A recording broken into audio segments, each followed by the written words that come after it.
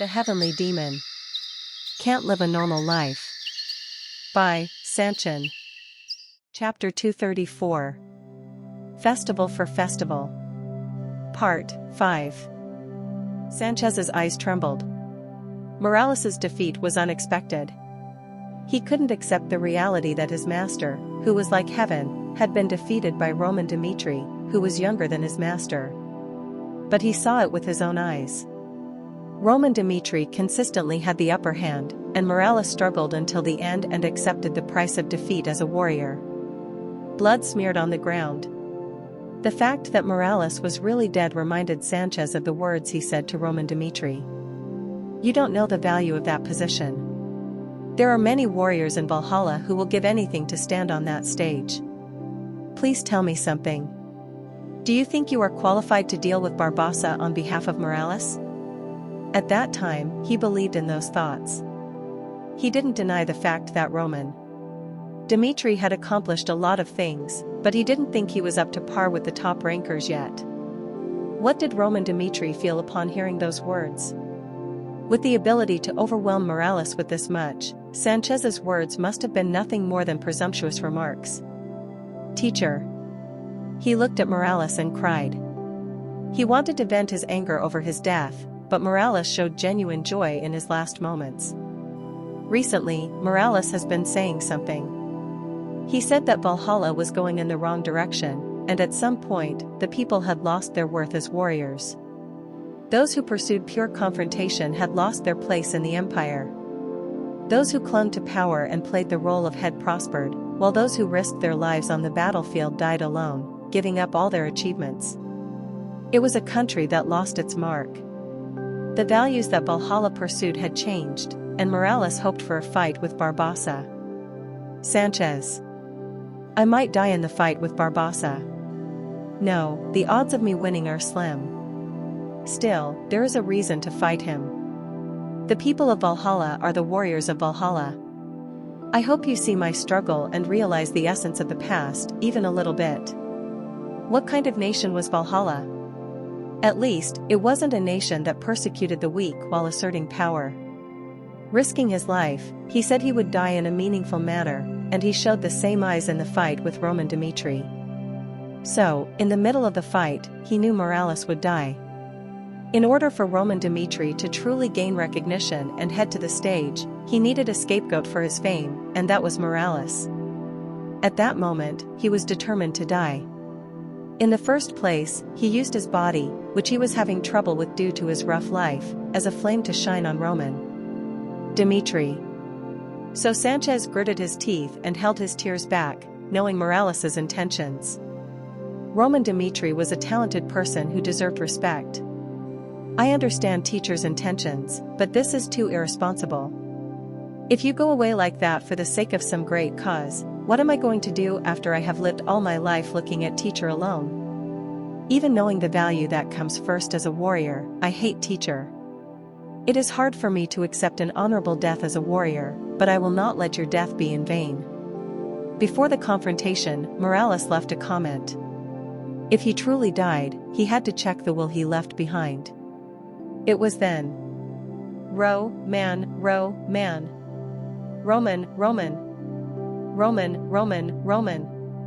The people of Valhalla, like a heatwave spreading, began to chant Roman Dmitri's name. Morales's defeat shocked the general public, and they couldn't get the words that Morales had spoken out of their heads. Were Morales's words true? If the Valhalla imperial family did summon Roman Dmitri for their personal revenge, it is so wrong. The Festival of Warriors is a place for the souls of the dead warriors, and it shouldn't be polluted like this. Even if they died with honor, if one of them looked down from heaven and saw such a situation happening, they wouldn't be able to close their eyes in peace. It was a disaster, the truth about Valhalla. Roman Dmitri, on the contrary, looked more suited to Valhalla than the people of Valhalla. Without avoiding anything, he proudly set foot in Valhalla. When people looked at him with prejudice, he accepted their challenge, knowing that he might be injured before the match. What kind of warrior was like that? Roman killed many people, but people thought of that as a moment to prove the meaning of Valhalla's existence. Morales was dead. He was an existence that showed what a real warrior should be like in a world that was losing its essence. The people were not sad. They were happy. A warrior dying as a warrior and returning to a handful of dirt in the hands of a worthy opponent. Knowing that it was an honorable death that everyone wanted, they weren't going to stain the warrior's death with tears. It was then that row, man. Each one of them just unknowingly shouted Roman's name. Standing tall as a victor, he truly deserved the respect of the people of Valhalla. Roman. Roman. Roman. Roman. Roman. Their voices spread like a fever. The people recognized Roman Dimitri. Roman Dimitri, who defeated Morales, was an outsider, but he was more suitable for the festival stage. Abandoning prejudice, if one was strong and knew the worth of a warrior, his origins didn't matter at all. The current Valhalla was a nation where racial discrimination was pointed out as a problem, but at one time, they were a nation that introduced the ranking system to the continent in pursuit of a pure fight between warriors. The fight between Morales and Roman ignited their forgotten values, and the voices calling for Roman Dimitri grew louder and louder in their desire. As Morales said, they would open their eyes and not turn a blind eye to reality. The souls of the warriors of Valhalla were watching. They would watch the showdown between Barbossa and Roman until the end so that they wouldn't embarrass them even a little. The people were passionate. At the center of this, Roman Dimitri showed respect for the dead by accepting their cheers. The world was shaken. At the moment when Morales' death struck Marin, a discussion was happening among the power holders in Marin. The rumor seems to be true. Morales lost against Roman Dimitri. It was Viscount Jonathan. Hearing his report, the Marquis of Belfer, the leader of one of Valhalla's powers, smiled. Things are becoming funny. Even when he accepted the invitation, I didn't think his goal of winning against Barbossa would work. But to think he was strong enough to defeat Morales. I tried not to underestimate his skills, but this is beyond what I thought. Roman Dimitri was an absurdly strong man. He didn't know that his dispute with Valhalla would end like this. And Viscount Jonathan said, "If you give me an order, I will use my hands to make Roman Dimitri go on stage with an unnatural body." No, there is no need for that. Morales, the man, was a nuisance. He was always on the other side of the power forces and raised his voice against them. Why do you think Morales died? He had the option to see the reality.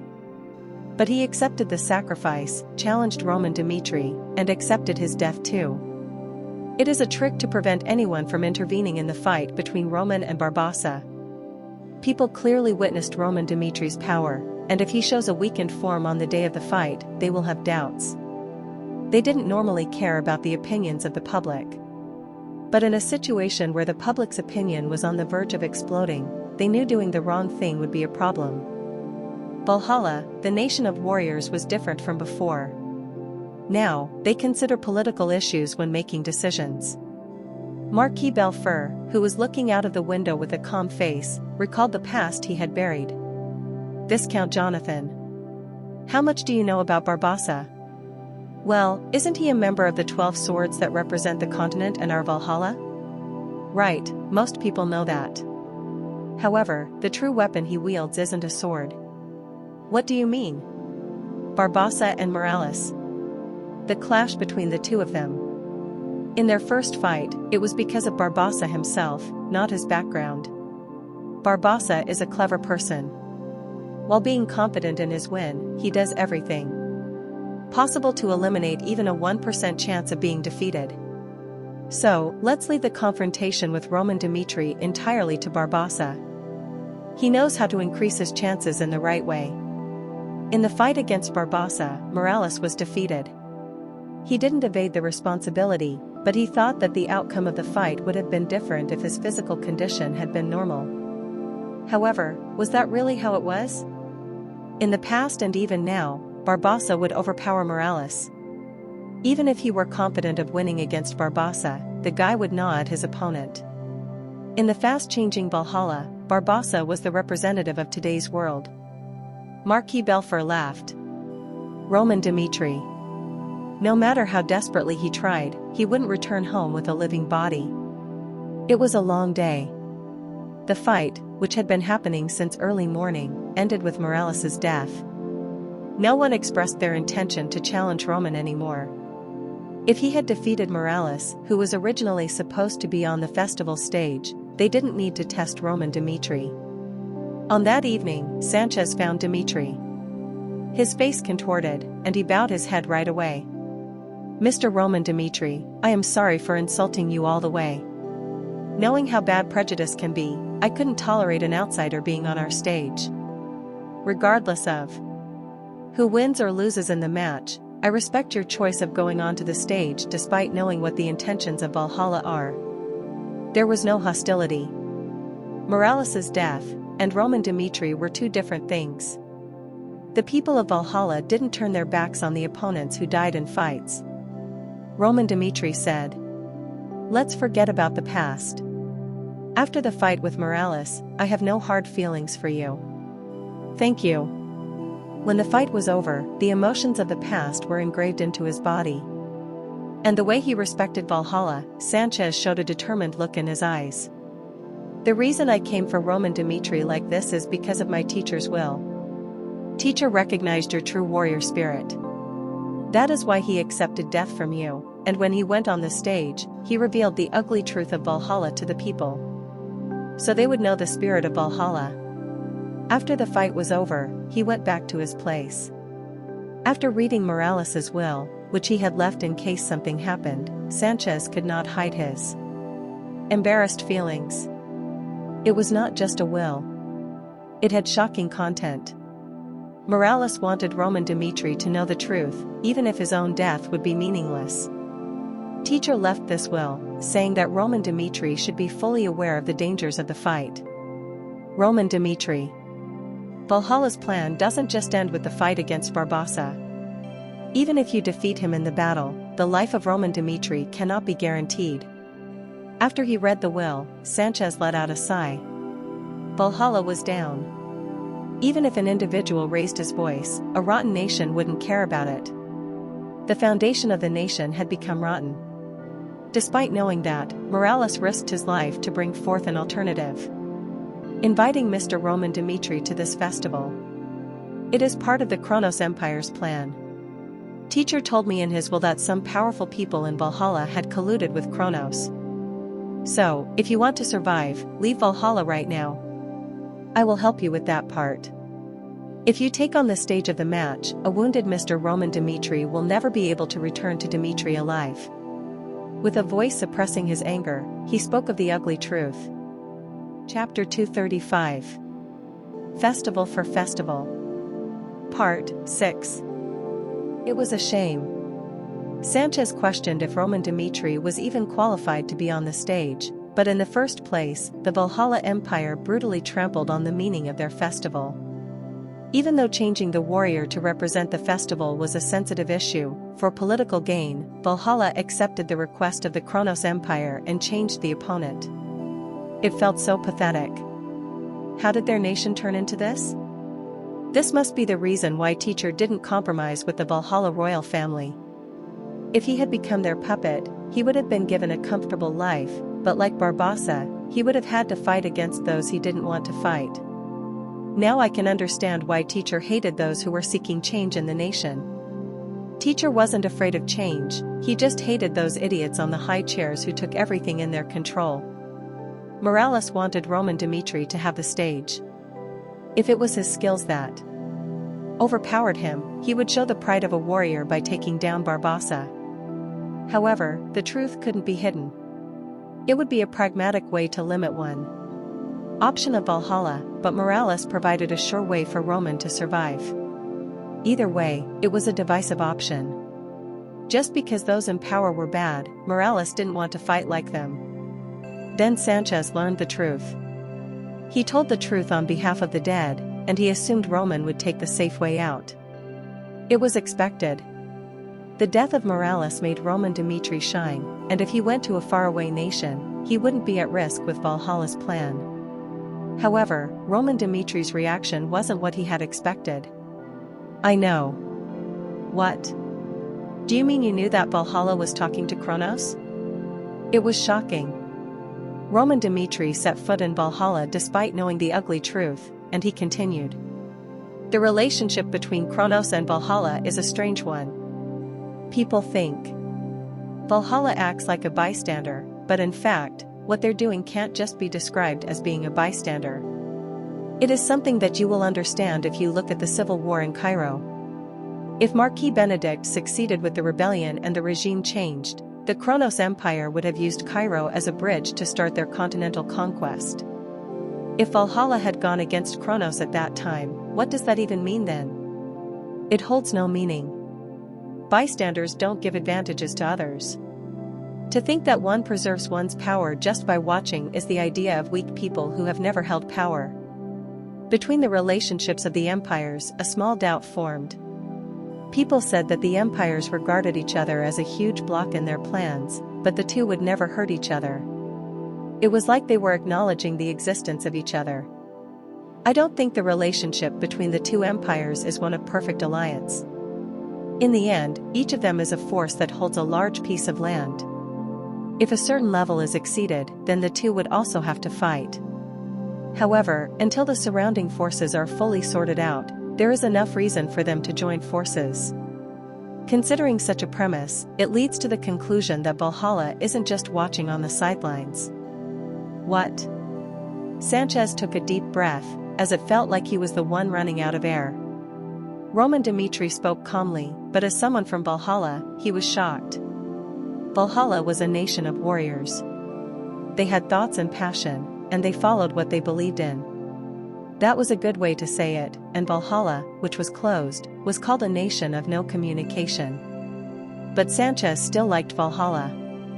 Even though Valhalla's methods might not be the same as those of the people outside, Valhalla pursued its own way and represented the souls of warriors. If what Roman said was true, no, even according to Morales's will, if that was true, then Sanchez felt miserable. It was the opposite. To join hands with Kronos, whom they have been criticizing, even if they fought a battle with Kronos later, it wasn't an important issue for Valhalla. If Kronos loved the results, then Valhalla loved the process. Rather than winning, they were hoping for a worthy defeat. Sanchez said. Why accept the invitation from Valhalla when you knew it? This is a plan that Valhalla and Kronos have colluded on. After the fight with Barbassa is over, it is certain that the forces trying to kill Roman Dmitri will move. Can you handle it? I admit that you are strong, but you have limits. The warp gate leading to Dmitri would have some problems, and running on foot would be impossible. His voice trembled. He was asking sincerely, and Roman Dmitri showed a calm face. I accepted it because I knew the truth. Are you being serious right now? Even if the truth hidden beneath the surface is revealed, it wouldn't change the reality that I am confronting. And it is a reality that has to be dealt with at some point. In order for the weak nations on the continent, including Dmitri, to defend their nation, they need to start ignoring and denying the fact that Valhalla and Kronos are shaking hands. It was the worst theory. Going to Valhalla was risky, but there was a reason for him to do it. I hope that my actions in the future give cause for war. Even if Valhalla deliberately lured me into Kronos's trap and tried to kill me, how would people react if I defeated one of the 12 swords of the continent and went back home alive? The change starts from there. Even if the ugly truth is revealed, people will only have a reason to fight until the end. Sanchez was speechless. Roman Dmitri was a reckless man that even Valhalla would call crazy. The conversation ended, and Roman Dmitri didn't run away. Recalling the image of him saying he would go onto the stage, Sanchez went out and looked at the moon in darkness. Roman Dmitri, you are insane. His heart raced. During this festival, Barbassa's victory was guaranteed. Although it was said that he defeated Morales, Barbassa was 6 levels higher than Morales in the ranking, which showed a huge difference in each level. Even if he would take the risk and bring his opponent down, what greets Roman Dmitri after he gets off the stage isn't the cheers of people but a black future. Yet he still wanted to fight. He chuckled. Even though it was such a risky thing, Roman Dmitri actually gave him hope that it would work out. One time, Morales said, "A true warrior doesn't tolerate a single precedent. Not just because no one is watching, but because it is a choice everyone can understand. If they neglect their training and compromise with reality, their weakness will eventually make them fall to their knees and put their heads to the ground in a battle determined by will. I am not great. Despite knowing Barbossa was in the wrong, the time I neglected all of it proves how weak I am. Sanchez, if you meet a true warrior, learn about the life he lived. Even if you can't live like that, you will learn something in the days to come." A true warrior. He was the existence that Morales spoke about. Roman Dmitri seemed like such a great being from the history of Valhalla. He walked through the night. I don't think of it as being reckless. But if what he said to me was true, when he defeats Barbossa, I hope he doesn't get killed by those Empire dogs. Morales, his teacher, might have wished for the same. If he chose the path of a warrior even after he was told about the alternative, then he should be devoting himself to Roman. He gritted his teeth. Maybe, from now on, it would seem like he would have to spend some intense time. The day before the festival was bright, with people moving around since the morning. With the festival being held tomorrow, there were many things that had to be taken care of today. On that evening, as the sun went down, people began to flock to the festival site. People surrounded the huge stage, and each of them showed their anticipation. Who will win? It has to be Gonzalez of the Jonathan family. On the stage of the eve where the rankers do not participate, it is safe to say that unless there's a 4-star swordsman that participates, he wouldn't have any opponents there. Besides, rumor has it that Gonzalez will be challenging the ranking soon. Ah, that man. Still, on the eve of the stage, one cannot predict the outcome. It is not a one-on-one match, but 30 at the same time. The people were talking. Then someone mentioned the hottest topic. How about Dimitri's flash? I am looking forward to him, but maybe he is lacking a bit compared with the others. Still, I heard that Dimitri's flash showed an overwhelming presence in the fight against the Kronos Empire. How swift his sword technique is. The people who have watched him fight think of the word flash even without hearing about the rumors. He is definitely someone to remember. Considering that Roman Dmitri, whom he serves, brought down Morales, Chris might not be ordinary either. Just a day ago, Chris wasn't the center of attention. He was just an uninvited guest mixed in with the festival happenings, but Roman Dmitri's actions drew attention to him as well. He was the only stranger, yet all of the attention focused on him. However, it was a fact that everyone thought that his chances of winning were low. Still, winning will be difficult. It is not easy for someone from a foreign nation to come and win our event on our land. The warriors of Valhalla must be wary of Chris, knowingly or unknowingly, but in a situation where 30 warriors are fighting at the same time, will a miracle happen? Maybe in order to survive, he will have no choice but to respond in defense from start to end. It was one person's words, but that was what the people's honest evaluation of Chris was. The time had come. At the call of the referee, the warriors representing each family took their positions. Chris from the Dmitri Duchy. Oh. Chris. Chris. Chris. Chris. The people were excited.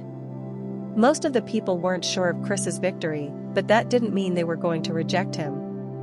Roman Dmitri was recognized as a true warrior, and the people of Valhalla were going to scream their throats out for Chris just for the sake of Roman Dmitri.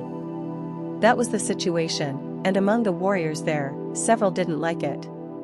TCH cheering for a total stranger.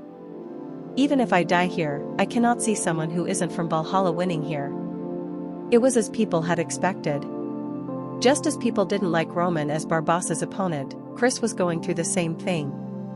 Some warriors felt ashamed of the fact that an unproven warrior was being put on the same stage as them. Furthermore, they received a special order from the lords of the families. If you win on the stage on the eve, it will be a great joy, but even if you lose, keep this in mind. Chris. Kill that stranger who followed Roman Dmitri here at all costs. If you succeed in doing that, apart from winning, I will take full responsibility for your family." The killing intent lingered in their eyes. Chris was the common enemy. They knew each of them had a similar purpose just by looking into each other's eyes, and one warrior spoke in a hushed voice. "Probably, Dimitri's rat is more likely to be defensive from the start. In a situation where he is dealing with the warriors of Valhalla, he will not be able to save his life. So why don't we drench the stage of Valhalla with the blood of an outsider? I think it would be better to decide the winner of the match after we take him down." "I agree." "Nice.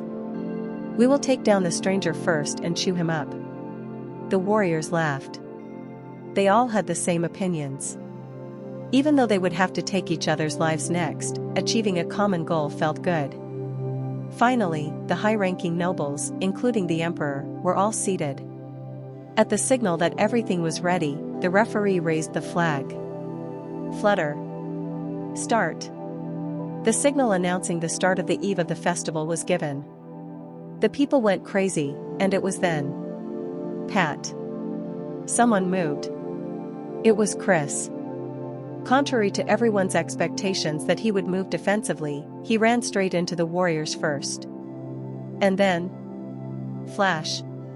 Cutting the throat of the warrior, who wasn't even ready. Whack. He also slashed the throat of the warrior next to him. Whack. Then he tore the chest of the warrior who was right next to him, and blood gushed out like a fountain. The people were shocked. It was an attack that was so fast that it was hard for the naked eye to see. As soon as it started, 3 warriors were knocked down, and blood dripped from Chris's sword. Chapter 236. Festival for Festival. Part 7. On the day that Roman Dimitri returned from meeting Viscount Jonathan, he notified Chris of the news of his participation on the eve of the festival. Also, he mentioned the conspiracy of the Valhalla Empire. "They will try to kill you on the stage.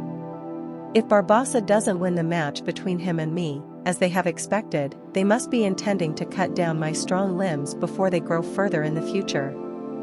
However, despite knowing that fact, I accepted the offer from the Empire. Chris didn't ask.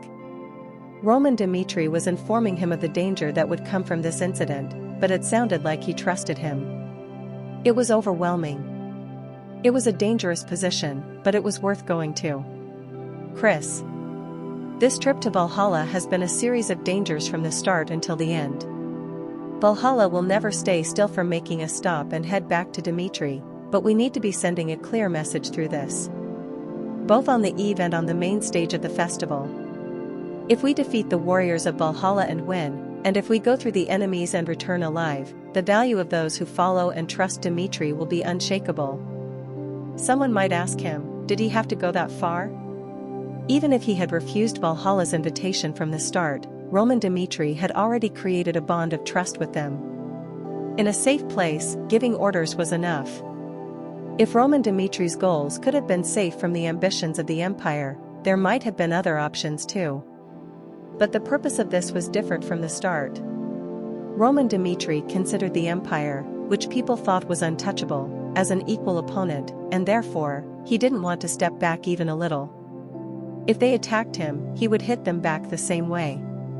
Their dirty conspiracies, even if he knew about them, he would trample on them. His decisions, which others called reckless, would surely become a springboard for higher goals. And Roman Dimitri said, "I will defeat Barbossa so that not a single person questions us. So you will also head out on stage on the eve of the festival to prove your existence. I don't want cowardly wins. Cut the heads of all 29 warriors with your own hands so that no one will doubt the sword of Roman Dimitri." The order fell. It was a mission for which he had to risk his life, yet Chris raised his voice, feeling excited. "According to your order, I will raise the fame and name of Dimitri on the stage on the festival's eve." Cutting the heads of 29 people was a reckless order. Rationally, it was absolutely impossible, but he had no doubt about the fact that it was Roman Dimitri's order. Trust. Even when he first stepped out as a warrior at Lawrence, it led to victory in a match that people thought was impossible. Looking back at the steps he had taken until now, there wasn't a single thing he did that felt possible. When the southern front collapsed because of Hector, the war against the rebels led by Marquis Benedict, and the all-out war with the Kronos Empire, each of them produced a huge result that would be written down in history. A person's limit was determined by their experience. Even the warriors of Valhalla were trying to save themselves at the beginning, but Chris had a completely different idea. To cut down all 29 people, I can't hesitate at all. I have to deal with the enemies from the start and let them be wary of me. Come to me so that I can swiftly cut your exposed necks.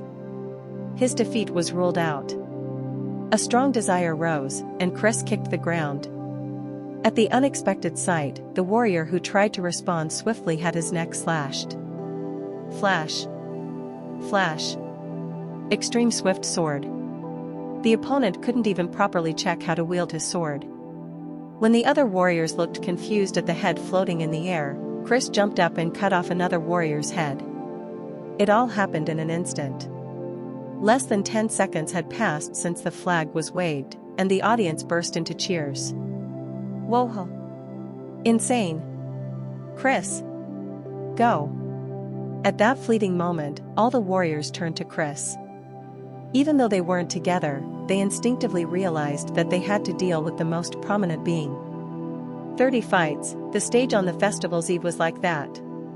They noticed each other and minimized battling with others, except for Chris. Roar. Come on. No matter how the others reacted, Chris didn't stop. He raised his aura high, dealt with those who blocked him, and avoided the attack of the opponents with a simple step. All of them were swordsmen, representing each family. There were various swordsmen from 2 to 4 stars, but they couldn't respond to Chris's attack. Flash. And a head was cut off. As he noticed it but wasn't able to respond, Chris's sword technique entered the realm of irrationality. In the last few months, Roman Dmitri foreshadowed a special training. The soldiers showed expectations for growth even though they knew it would be difficult, but within a few minutes, their excitement was crushed. In addition to the tight training schedule, Chris always had Roman Dmitri as a sparring partner, and when Roman Dmitri would fight against him in a one-on-one fight or one against all of them, he coughed up blood, and his face was disfigured. Chris was proud that he had developed in his own way, but when he closed his eyes and opened them, the blue sky filled his field of vision. It was a grueling time. He knew that Roman Dmitri was a special person, but when he faced him in person, he realized he was an opponent Chris couldn't follow. If the difference between them were of this level, they wouldn't know if they would be much of a help to Roman Dmitri in the future. That was why Roman Dmitri's soldiers were desperate. Even if he was beaten terribly every day, he didn't choose any means or methods to somehow become stronger with eyes full of poison. It was a series of days when he couldn't sleep properly. At night, after the assassination arranged by Roman Dmitri, he stayed awake all night, and the day of the decisive battle dawned before he knew it. In the present, Chris's sword became sharp. His senses were at their peak, and he reacted sensitively to the enemy's attacks. Yuk. His life was at risk from all sides. As one warrior swung his sword to decapitate him, another one attacked Chris from behind. The warrior's simultaneous attack wasn't intentional, but because Chris was at the front, they all chose to attack at the same time. Behind. Flash. He cut the first swordsman, then he turned around. As he looked at the eyes of the warrior, which were full of shock, Chris cut off his head. Whack. Blood fell like rain. Chris's body heated up. The sight of an enemy killed at the hands of another warrior caught his eye more than the danger he was in. Will I fail to deal with all 29 warriors with my own hands? What could he do? Just stick to reality. Chris kicked the ground. There were still many enemies he had to deal with. When he had dealt with exactly 8 enemies, Chris instinctively raised his sword to block an attack. Kwang. KRRRNG. A fucking bug, without knowing the subject, is running rampant. It was Gonzalez. Following Viscount Jonathan, he looked at Chris and revealed his murderous intent. I get upset whenever I see people like you. Those born in small nations compete with one another, so they constantly think they are the best. It is like that. Otherwise, you wouldn't dare act like this on the stage against Valhalla's warriors. It was a special order. Viscount Jonathan told him to kill Chris, but he already didn't like him even if he wasn't given the order. It was a stage where he had to be the main character. He was genuinely angry at the spotlight that Chris was getting. "I'll make it impossible for you to run amok anymore. Weak. Grrrng." His 4-star aura exploded. It was different from the overwhelming force that the previous opponents had. The moment the air around the aura distorted to pressure Chris, a light flashed in his eyes. He felt goosebumps rise for a moment. He instinctively turned his head, and he felt a stinging shock near his eyes. Pack. The attack just now couldn't be seen. He expected the other warriors to collapse, but Chris's attack was faster than he had expected. Gonzalez bit his teeth and increased his speed. As if proving that he wasn't slow compared to Chris, he blocked the space that the opponent could use to attack, and an aura flashed. Everyone's attention was focused on that part of the fight, and it looked like Gonzalez was pushing Chris back one-sidedly. However, Gonzalez felt something strange. In terms of aura, he had the advantage, but Chris didn't show any signs of being shaken by the swarming attacks. Chris's sparring partner was Roman Dmitri. He was a monster who was able to kill Morales at once. Roman Dmitri pushed Chris to the limit each time, and due to that experience, the 4-star aura wasn't a threat. But that didn't mean that it wasn't dangerous. Indeed, in a showdown of power, Gonzalez had the upper hand, but Chris knew that aura wasn't absolute. No matter how strong someone was, the winner would be the one who could cut down the other's body first. Chris calmly responded to the opponent's attack, then extended his sword in a lightning-swift movement. What? Grrrng. Gonzalez's reaction was swift. The moment he tried to block Chris's attack and retrieve his sword, he witnessed a smile on Chris's lips. Quang. Aura explosion. Chris created his own technique by using Roman Dimitri's cleverness in battle and the secret technique that Knights Captain Jonathan taught him. Both were skills that pursued extreme speed, and in order to defeat enemies stronger than him in the coming chaos, he was trying to utilize both of their positive points. At first, he would use the power to rush through space and then use mana right after. At that moment, when the enemy would react, he would change the direction of his attack and use Knight Commander Jonathan's dodging technique. There were 2 explosions. Roman Dmitri, who confirmed the technique, looked down at Chris and said, "Wonderful." Chris built his own world. His sword, which drew an odd path, blew away Gonzalez's head, which was stained with shock. Whack. Blood splashed, and the people were shocked.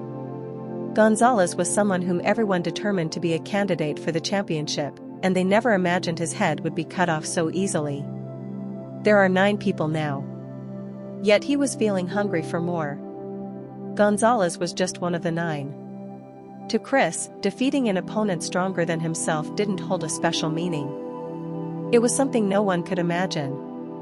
It was so different from Roman Dmitri. If Roman Dmitri had been defeating rankers all this time, the reputation of the person called Dimitri's Flash was as insignificant as a stone on the side of the street. 3-star, it was a skill that one couldn't hope to win with. Everyone thought so, but the way Chris showed it was thrilling to them. Die. Grrrng. The warriors rushed from all sides. The end of the eve of the festival was always like this. The remaining warriors would join forces to defeat a potential winner, and that opponent was Chris, whom they considered a stranger. Chris didn't retreat a single step from the enemy's attacks. Even if roaring auras were heading towards him, he faced them head-on, avoiding their attacks and slashing them back. Blood splashed. Chris, who was drenched in blood before realizing it, was in a state of trance as he exchanged clashes with the enemies. Each time his sword moved, the enemies died. Seeing him step on each of them, the people began to cheer for Chris. Chris! Chris! Chris! Chris! It wasn't because of Roman Dimitri's background. It was because of Chris himself. He rightly deserved the recognition. When people's emotions reached their peak, Chris finally cut off the head of the last enemy. Clench. That was the end. The people went crazy.